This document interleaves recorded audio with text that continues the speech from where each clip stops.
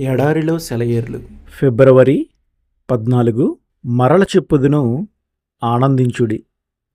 ఫిలిప్పి 4:4.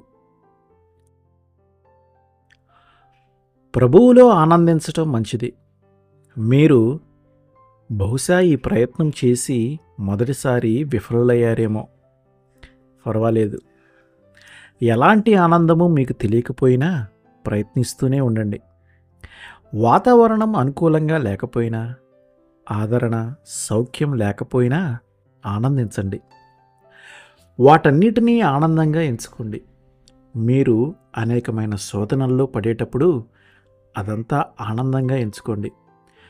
దేవుడు దాన్ని నిజం చేస్తాడు. తన విజయ ధ్వజాన్ని, ఆనందాన్ని తీసుకొని నువ్వు పోరాటంలోకి చొచ్చుకుపోతుంటే, నిన్ను శత్రువులు వెనక్కి తరిమి కొడుతూ ఉంటే, బందీగా పట్టుకుంటూ ఉంటే దేవుడు వెనకే ఉండిపోయి చూస్తూ ఉంటాడనుకుంటున్నావా?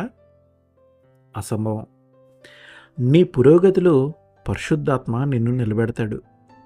నీ హృదయాన్ని ఉత్సాహంతోనూ వందన సమర్పణతోనూ నింపుతాడు.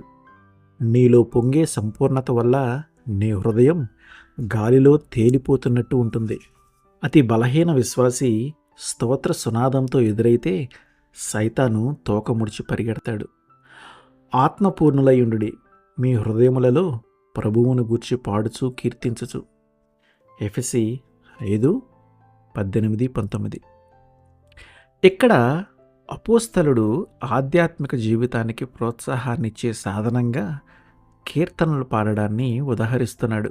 శరీర రీతిగా కాక ఆత్మబలాన్ని, ప్రేరేపణను పొందమని హెచ్చరిస్తున్నాడు. శరీరాన్ని దృఢపరుచుకోవటం వల్ల కాదు కానీ ఆత్మ ఉల్లసించటం వల్లనే బలాన్ని పుంజుకోమని హితవు చెబుతున్నాడు. పాడాలని అనిపించకపోయినా పాడుతూనే ఉండాలి. ఇలా చేస్తేనే మన సీసపు కాళ్ళు తేలికై మన అలసటే శక్తిగా మారి మనకి సత్తు వస్తుంది. అయితే మధ్యరాత్రి వేళ పౌలును శీలయు దేవునికి ప్రార్థించుచు కీర్తనలు పాడుచుండిరి. ఖైదీలు వినుచుండిరి. అపోస్తుల కార్యములు 16:25. క్రీస్తు గుర్తుల్ని శరీరంలో కలిగి ఉండి దేవుణ్ణి ఇలా మహిమపరుస్తున్న పౌలు క్రైస్తవులందరికీ ఎంత ఆదర్శ పురుషుడు.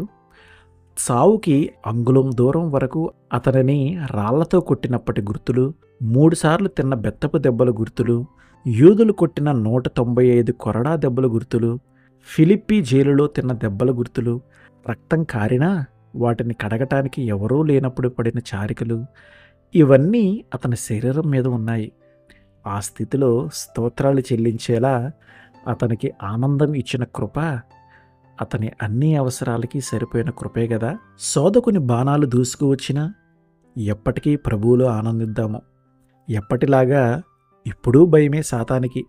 నిట్టూర్పుల కంటే పాటలు ఎక్కువ పాడేవాళ్ళంటే. ఆమెన్.